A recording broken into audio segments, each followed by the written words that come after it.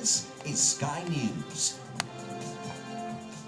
Good evening, this is Sky News at 11. The country's chief medical officer said it was a difficult decision, but today outlined his priorities to receive a swine flu vaccine.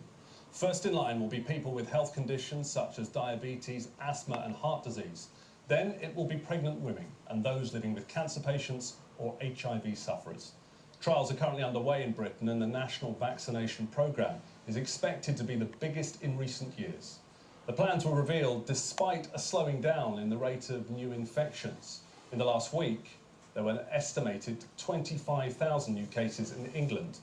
A total of 44 people have now died in England, and 5 have died in Scotland.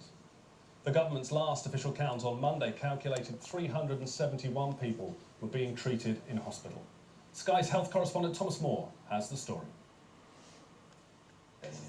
Carefully cooled to preserve their precious contents, these are the first boxes of swine flu vaccine to be tested in Britain. How have you been then? Fun, thank you. 175 volunteers at the Leicester Royal Infirmary are being given the jab to confirm that it's safe and effective. By September, researchers hope to know whether 1 or 2 doses are needed to protect against the H1N1 virus. We're also looking at different formulations of the vaccine, some at slightly higher dose and some at slightly lower dose. And the importance of that is that if we can get away with smaller doses of vaccine, then potentially that vaccine can be shared to more people so that more people can be protected. All right, Gemma, come on your seats.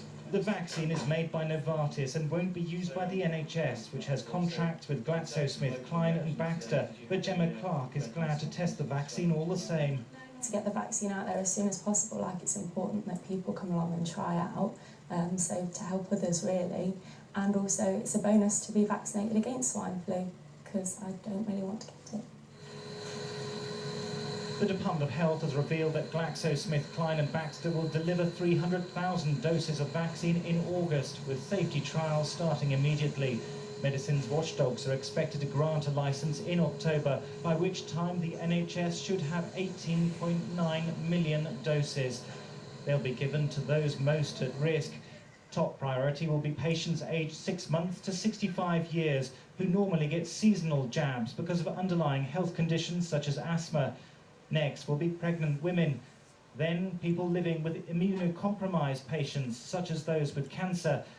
The fourth group will be patients over 65 with underlying health conditions. Frontline health and social workers will also get the vaccine. Well, we've taken advice from our main independent scientific committee, the JCVI. We've looked at the data, we've looked at the people who are more likely to go into hospital, those who are more likely to die of swine flu, not just in this country but elsewhere in the world. And these are the groups that we think are the highest risk, and we want to see that they're protected first and foremost before anybody else.